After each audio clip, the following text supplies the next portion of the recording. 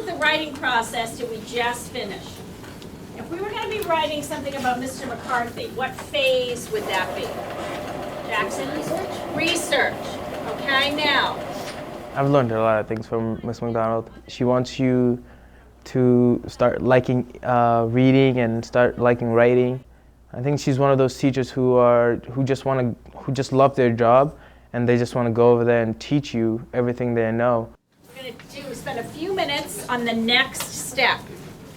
I decided to become a teacher because my mother was a teacher, and I spent a lot of time in her classroom and really enjoyed it. So pretty much from 7th grade on, my goal was to become a teacher. When I started in the gifted and talented program teaching, and when I moved to a 4th and 5th grade classroom, I was pretty much on my own, and I didn't have a team necessarily with me to plan and think about students and reflect on where they were and where they were going. So over the years in the Portland Public Schools, my practice has evolved. It's much more collaborative than it ever was. Middle school is such a great age. I have students in 6th and 7th grade. They are interested in you as a teacher. They want to hear what you have to say about feedback. They respect you, they trust you, and they're interesting people. They're going through an interesting time in their lives. I've learned really important lessons from my struggling learners. To be as supportive as I can be, to listen to what they have to say, because very often they can help a teacher unlock the learning experience and open it up for them. I know I was a stubborn kid, and I didn't really like going to English class and do a lot of writing, but she just came every day enthusiastic, and it made me kind of want to learn more. In Windsor 7, we've been working on an expedition called Small Acts of Courage. This expedition focused on the civil rights movement in the United States and the local community members whose small acts needed to be captured for all to read. Today we just finished our culminating event for our expedition, Small Acts of Courage.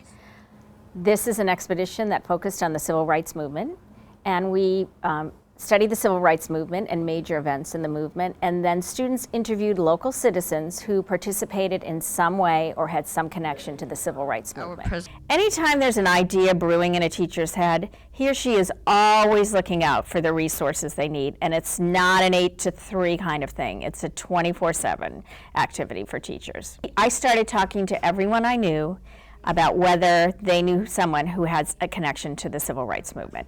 And if I went to an event or a conference or a barbecue, that was one of the questions I was asking people. So do you happen to know anybody who could help us, because we're thinking about this unit of study? Julia Adams is a selfless woman who accomplished a lot in her lifetime.